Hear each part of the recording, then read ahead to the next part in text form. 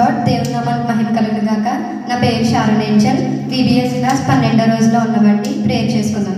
సకలాశీర్వాదాలకు కారణమూతుడైన దేవ, నీకే నీ ఘనమైన నామానికి లెక్కలేని స్థుతులు స్తోత్రములు చేయించుకున్నాం ప్రభా.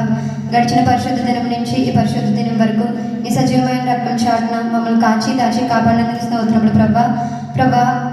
పాట పాడుతుండగా వాక్యంలో గెలిచుండగా కృప దయచేయమని, వీడియో చూస్తున్న ప్రతి ఒక్కరిని ఆశీర్వదించమని, నా ప్రార్థన ఆలకించి నీ పాదాల సన్నిధికి చేర్చుకోమని యేసుక్రీస్తు వారి పేరిట అడుగుతున్నాం తండ్రి. ఆమేన్. సాంగ్ పాడుకుందామండి. ఎంత ఆశ్చర్య క్రియలు చేసినావయ్యా యేసు, ఎంచలేని ఘనతకు యోగ్యుడవయ్యా. ఎంత ఆశ్చర్య క్రియలు చేసినావయ్యా యేసు, ఎంచలేని ఘనతకు యోగ్యుడవయ్యా. ఇంత కృప చూపించి నిన్ను పోషించి, ఇంత కృప చూపించి నిన్ను పోషించి, చింతలన్నీ తీర్చిన తండ్రి నీవయ్యా. చింతలన్నీ తీర్చిన తండ్రి నీవయ్యా. అంతరంగమందున్నా అంతటితో చేస్తున్నా ఆత్మీయ ఆరాధన.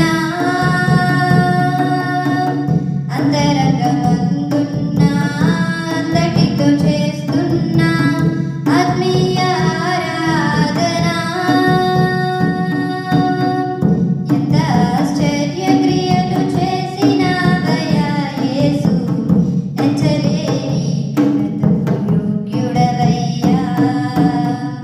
ఎంత ఆశ్చర్య క్రియలు చేసినావయ్యా యేసు, ఎంచలేని ఘనతకు యోగ్యుడవయ్యా. కరములు బలపరచి అడుగులు స్థిరపరచి, మట్టి పాలు కాకుండా తప్పించావు. కరములు బలపరచి అడుగులు స్థిరపరచి, మట్టి పాలు కాకుండా తప్పించావు. పగిలిన గుండెలోన స్తోత్రగానమే, పదిలముగా నిండే కృపనిచ్చావు. పగిలిన గుండెలోన స్తోత్రగానమే, పదిలముగా నిండే కృపనిచ్చావు. అంతరంగమందున్నా అంతటితో చేస్తున్నా ఆత్మీయ ఆరాధన.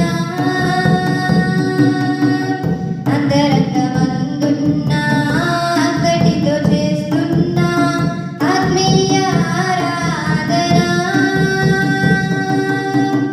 ఎంత ఆశ్చర్య క్రియలు చేసినావయ్యా యేసు, ఎంచలేని ఘనతకు యోగ్యుడవయ్యా.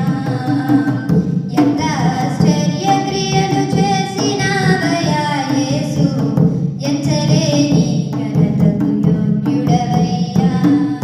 హల్లెలూయా. వాక్యం చెప్పుకుందామండి. ఈరోజు మనం చెప్పుకోబోయేది, నీ బాధ కంటే దేవుని ప్రణాళిక గొప్పది. మనం మన జీవితంలో ఎన్నోసార్లు బాధల గుండా సమస్యల గుండా వెళ్తాం.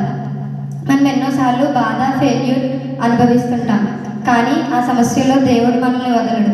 ఆ సమస్యల కంటే దేవుని ప్రణాళిక గొప్పది. దేవుడు మనకంటూ ఒక ప్రణాళిక ఏర్పాటు చేసుకుని ఉంటాడు. ఫర్ ఎగ్జాంపుల్ యోసేపు యాకోబు కుమార్. యోసేపు తన జీవితంలో ఎన్నో బాధల గుండా ఎన్నో సమస్యల గుండా వెళ్ళాడు. కానీ అతని యందు దేవుడు గొప్ప ప్రణాళిక ఏర్పాటు చేసి ఉన్నాడు. ఆ ప్రణాళిక తెలియక తన అన్నదమ్ములు తను ఎంతగానో తన మీద అసూయపడ్డారు. చివరికి యోసేపును ఐగుప్తు దేశానికి బానిసగా అమ్మేశారు. కానీ యోసేపు దేవుని యందు నమ్మిక ఉంచాడు. యోసేపు ఆ సమయంలో కూడా దేవుణ్ణి ప్రార్థించాడు, దేవునికి మొరపెట్టాడు. చివరికి దేవుడు యోసేపును ఐగుప్తు దేశానికి నాయకునిగా ఎంచుకున్నాడు. అతని పట్ల దేవుని ప్రణాళిక గొప్పది. మనం కూడా జీవితంలో ఎన్నో బాధలు ఎన్నో ఫెయిల్యూర్స్ అనుభవిస్తుంటాం. కానీ మన బాధ కంటే దేవుని ప్రణాళిక గొప్పది. మనకంటూ దేవుడు ఒక ప్రణాళిక ఏర్పాటు చేసుకుని ఉన్నాడు. ఆమేన్.